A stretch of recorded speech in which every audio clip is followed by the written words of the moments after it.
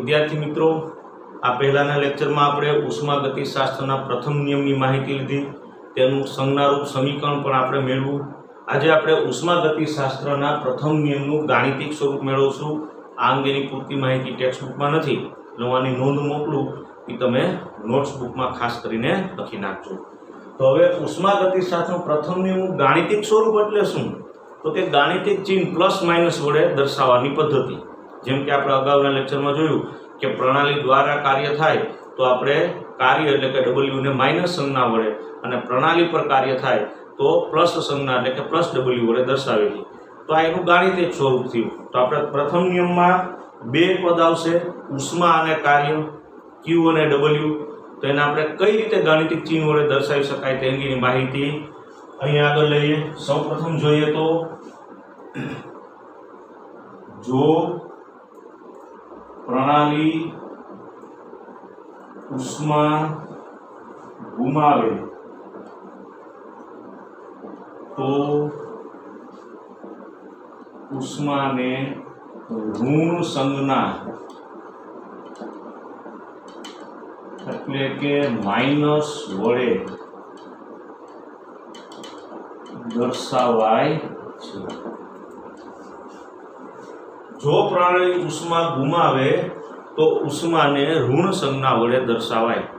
प्रणाली उष्मा गुमावती होय तो तेवी प्रक्रिया ने आपणे उष्मा क्षेपक प्रक्रिया तरीके ओळखीए छीए। एनो मतलब एवो थाय के उष्माक्षेपक प्रक्रिया ने आपणे अथवा तो उष्माक्षेपक प्रक्रिया में उष्मा ने आपणे ऋण संज्ञा वडे एटले के -Q वडे दर्शावीए। तो अहीं आगे आपणे लखी नाखीए, नोंध करी नाखीए के एटले के जो उष्माक्षेपक प्रक्रिया होय, जो उष्माक्षेपक प्रक्रिया होय तो एटले के जो उष्माक्षेपक प्रक्रिया होय तो उष्मा एटले के Q ने ऋण संज्ञा एनो मतलब थाय के -Q वडे दर्शावाय छे। आ ज रीते आपणे जोईए, जो प्रणाली उष्मा मेळवे, जो प्रणाली उष्मा मेळवे तो उष्मा ने धन संज्ञा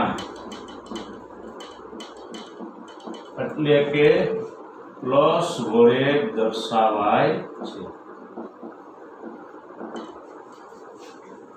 जो प्रणाली उष्मा मेळवे एटले के जो प्रक्रिया उष्मा शोषक होय तो आपणे उष्मा ने धन संज्ञा वडे एटले के +Q वडे दर्शावीए छीए। तो एटले के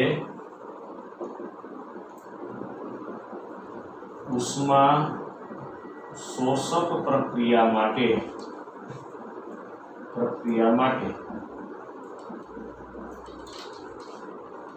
उष्मा Q ने धन संज्ञा एटले के +Q वडे दर्शावाय छे।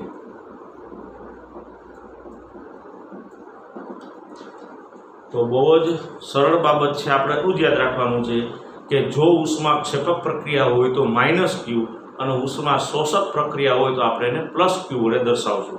વિદ્યાર્થી મિત્રો, આ માહિતી આપણને દાખલાઓમાં ગણતરી કરશું ત્યારે બહુ ઉપયોગી થશે।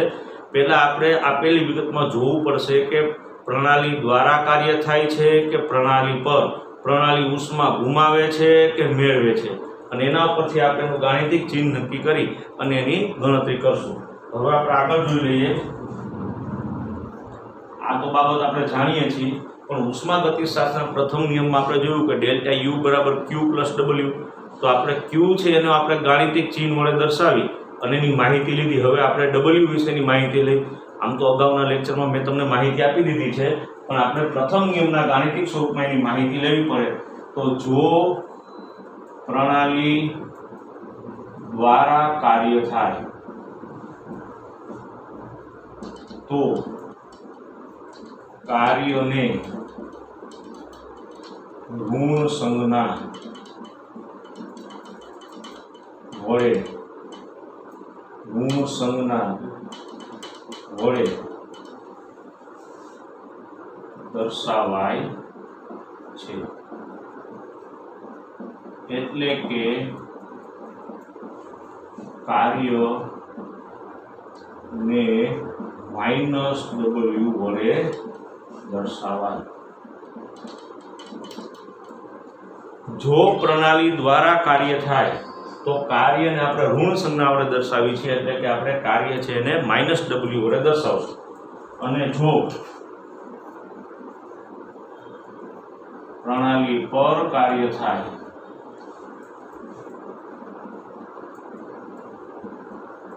તો કાર્યને ધન સંજ્ઞા એટલે કે પ્લસ વડે દર્શાવાય। કઈ સંજ્ઞા વડે દર્શાવશું? પ્લસ સંજ્ઞા વડે દર્શાવાય છે। એટલે કે કાર્યને +w વડે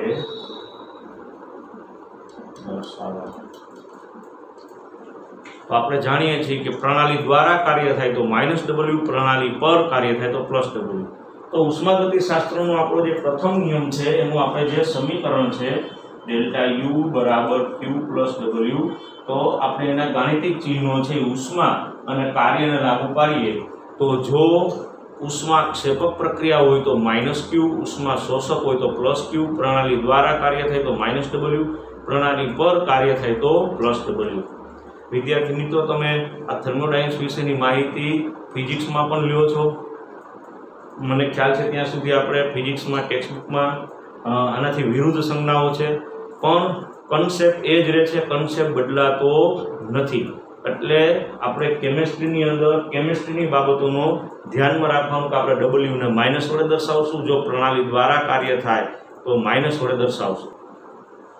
હવે આપણે અહીંયા આગળ માહિતી મેળવીએ કે અચળ કદે ઉષ્માનો ફેરફાર એટલે આંતરિક ઉર્જા ફેરફાર થાય।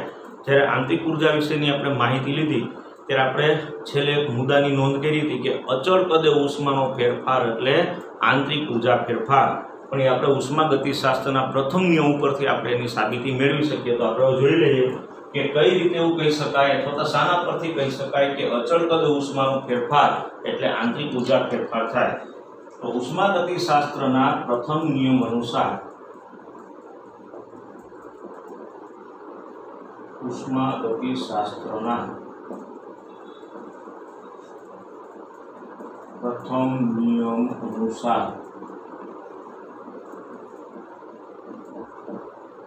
ΔU બરાબર Q પ્લસ W, ΔU બરાબર Q પ્લસ W। હવે જો આપણે હમણાં વાત થઈ કે આપણે દરેક વખતે પ્રણાલી દ્વારા કાર્ય થાય છે એવું સ્વીકારીને ચાલશું, તો જો પ્રણાલી દ્વારા કાર્ય થાય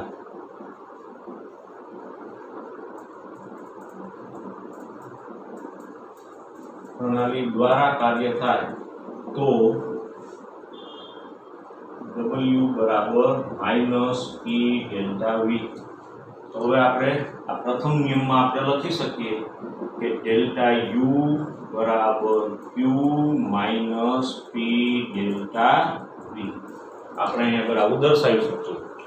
હવે આપણે ધારી લઈએ કે પ્રણાલીનું કદ અચળ છે એવું આપણે ધારી લઈએ તો ΔV બરાબર 0 થઈ જાય। તો જો પ્રણાલીનું કદ અચળ હોય તો ΔV 0, અને માની લઈએ કે ઉષ્માનો ફેરફાર Q એના સ્થાને આપણે લેશું QV, કારણ કે અચળ કદ છે એટલા માટે આપણે Q ને Q વડે દર્શાવશું અને ΔV બરાબર આપણે 0 લઈ લઈએ। તો અહીંયા આગળ આપણે દર્શાવીએ કે જો પ્રક્રમ દરમિયાન કદ અચળ હોય તો ΔV બરાબર 0 તથા Q બરાબર QV, ઉષ્માને આપણે QV વડે દર્શાવશું। આ માહિતી આપણે આ સમીકરણમાં મૂકી દઈએ। આ સમીકરણને આપણે 1 નંબર આપી દઈએ। તો ઉપરોક્ત માહિતી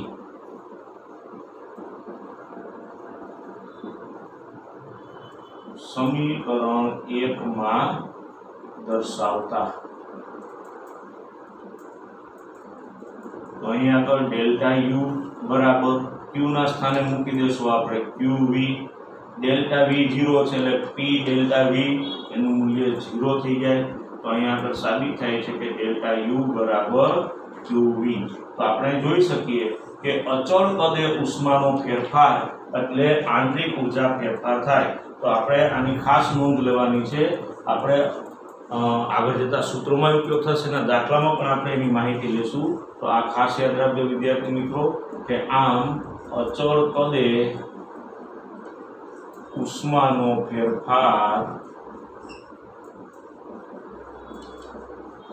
એટલે આંતરિક ઊર્જા ફેરફાર, એટલે આંતરિક ઊર્જા ફેરફાર। આ બાબતની આપણે ખાસ નોંધ લેવાની છે અને આપણે આ સમીકરણ પણ યાદ રાખવાનું છે।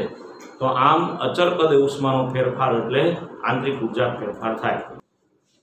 હવે આપણે એક બહુ અગત્યનું અવસ્થા વિધેય એન્થાલ્પી વિશેની માહિતી મેળવશું। ટેક્સ્ટબુકમાં પોઈન્ટ નંબર 6.2.2 જેમાં તમને એન્થાલ્પી વિશેની માહિતી આપેલી છે। હું અહીં થોડીક વધારાની માહિતી પણ આપીશ, તે વિશેની નોંધ પણ હું તમને સેન્ડ કરી દઈશ। તો એન્થાલ્પી શું છે? તો એન્થાલ્પીને આપણે સંજ્ઞા H વડે દર્શાવીએ છીએ। એન્થાલ્પી એટલે આંતરિક ઊર્જા ફેરફાર એટલે કે U ઉપરાંત દબાણ અને કદના ગુણાકારનો સરવાળો થાય। એટલે કે હું જો એને તમને અહીં સમીકરણ રૂપે દર્શાવું તો વધુ ખ્યાલ આવશે। એટલે કે એવું કહી શકાય કે H એન્થાલ્પી એટલે કે H બરાબર આંતરિક ઊર્જા ફેરફાર એટલે કે U અને દબાણ અને કદના ગુણાકારનો સરવાળો છે। દબાણ એટલે P અને કદ એટલે V અને એનો સરવાળો। તો અહીં આગળ આપણે આ સૂત્ર લઈ શકીએ H બરાબર U પ્લસ PV એટલે કે એન્થાલ્પી એ આંતરિક ઊર્જા ઉપરાંત દબાણ અને કદના ગુણાકારનો સરવાળો છે। હવે આપણે એન્થાલ્પી ફેરફાર લઈ લઈએ। આપણે જોઈ લઈએ કે એન્થાલ્પી ફેરફાર, જો આપણે એન્થાલ્પી ફેરફાર દર્શાવીએ તો ડેલ્ટા H બરાબર delta U plus delta PV, સાદું રૂપ આપીએ તો ડેલ્ટા H બરાબર ડેલ્ટા U પ્લસ એકવાર આપણે દબાણનો ફેરફાર દર્શાવીએ, એકવાર કદનો ફેરફાર દર્શાવીએ તો V delta P plus P delta V। એકવાર આપણે દબાણનો ફેરફાર દર્શાવ્યો, એકવાર આપણે કદનો ફેરફાર દર્શાવ્યો। જો પ્રણાલીનું કદ અચળ હોય, પ્રણાલીનું દબાણ અચળ હોય તો delta P is equal to 0 થાય। માની લ્યો કે પ્રક્રમ છે અચળ દબાણે કરવામાં આવે છે તો પ્રણાલીનું દબાણ અચળ થાય તો ડેલ્ટા P બરાબર 0। ડેલ્ટા P 0 હોય તો V ડેલ્ટા P બરાબર 0 થાય। તેથી V ડેલ્ટા P બરાબર 0। હવે બાકી રહેલી વિગત આપણે આગળ દર્શાવીએ તો તેથી ડેલ્ટા H બરાબર ડેલ્ટા U, આપણું બાકી રહ્યું છે અહીંયા આગળ delta U plus V delta P 0 થઈ ગયું તો હવે વધશે P ડેલ્ટા V। વિદ્યાર્થી મિત્રો બહુ જ અગત્યનું સમીકરણ આપણા થર્મોડાયનેમિક્સમાં બહુ અગત્યનું સમીકરણ કહી શકાય અને ઘણા બધા દાખલાઓની ગણતરી આપણે આ સૂત્ર ઉપરથી કરશું। એટલે આપણે આને દર્શાવી દઈએ સમીકરણ 1 વડે। બહુ જ અગત્યનું સમીકરણ છે। હવે આપણે ઉષ્માગતિશાસ્ત્રના પ્રથમ નિયમનો ઉપયોગ કરીએ। માની લઈએ કે પ્રણાલી દ્વારા કાર્ય થાય છે અને પ્રક્રમ છે એ અચળ દબાણે થાય છે એવું જો આપણે ધારી લઈએ તો આ રીતે લખી શકીએ, જો પ્રક્રમ અચળ દબાણે થતું હોય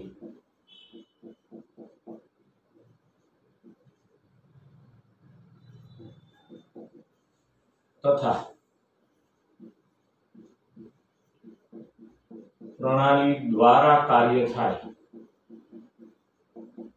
તો આપણે પ્રથમ નિયમ આ રીતે લખી શકીએ, ડેલ્ટા યુ બરાબર આપણે પહેલા નિયમ દર્શાવી દઈએ. પ્રથમ નિયમનું આપણે સંજ્ઞારૂપ સમીકરણ આ રીતનું છે, પરંતુ પ્રણાલી દ્વારા કાર્ય થાય છે એટલા માટે આપણે અહીં આગળ w ને માઈનસ સંજ્ઞા વડે દર્શાવ્યું તો q minus p delta v થાય. આપણે અહીં દર્શાવેલું છે તો પ્રક્રમ અચળ દબાણે થાય છે, તો આપણે q ના સ્થાને લખી શકશું qp.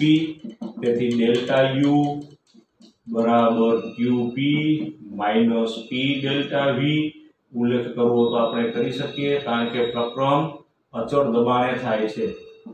પ્રક્રમ અચળ દબાણે થાય છે એટલા માટે આપણે આથી આપણે અહીં આગળ q બરાબર qp લઈ. હવે આ ડેલ્ટા યુ નું મૂલ્ય છે આપણે સમીકરણ 1 માં દર્શાવી દઈએ. આ કિંમત સમીકરણ 1 માં દર્શાવતા તો અહીંયા આગળ થશે આપણું ડેલ્ટા h બરાબર ડેલ્ટા યુ ના સ્થાને મૂકી દઈએ qp minus p delta v અને પ્લસ p ડેલ્ટા v. તો આ બંને દૂર થઈ જશે તો આવશે ડેલ્ટા h બરાબર qp. આમ અહીંયા સાબિત થાય છે કે અચળ દબાણે ઉષ્માનો ફેરફાર, અચળ દબાણે ઉષ્માનો ફેરફાર એટલે એન્થાલ્પી ફેરફાર. તો આપણે આગળ દર્શાવી દઈએ. આમ અચળ દબાણે ઉષ્માનો ફેરફાર એટલે એન્થાલ્પી ફેરફાર. તો અહીંયા આગળ ડેલ્ટા h બરાબર qp આ પણ સાબિત થાય છે. એટલે તમને આ પ્રશ્ન એ રીતે પણ પૂછી શકાય કે એન્થાલ્પી અને ઉષ્માગતિશાસ્ત્રના પ્રથમ નિયમ વચ્ચેનો સંબંધ મેળવો એવું પણ પૂછી શકાય. એન્થાલ્પી વિશે માહિતી આપો એવું પણ પૂછી શકાય. અથવા તો તમને આ રીતે પણ પૂછી શકાય કે સાબિત કરો કે ડેલ્ટા h બરાબર qp. તો અહીંયા આગળ આપણે સાબિત કર્યું કે અચળ દબાણે ઉષ્માનો ફેરફાર એટલે એન્થાલ્પી ફેરફાર થાય.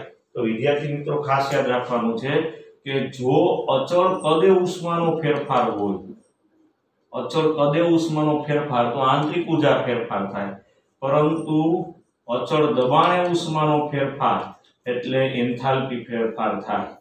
આ આપણે ખાસ આની નોંધ રાખવાની છે. તો આજે આપણે થર્મોડાયનેમિક્સમાં ઉષ્માગતિશાસ્ત્રના પ્રથમ નિયમ અને એન્થાલ્પી વિશેનો આપણે સંબંધ મેળવો. અહીંયા આગળ આપણે આજના લેક્ચર પૂર્ણ કરીએ છીએ. હવે આવતા લેક્ચરમાં આપણે ઉષ્માગતિશાસ્ત્રનો પ્રથમ નિયમ અને મોલ વચ્ચેનો સંબંધ અને સૂત્રો પર આધારિત દાખલાઓ લેશું.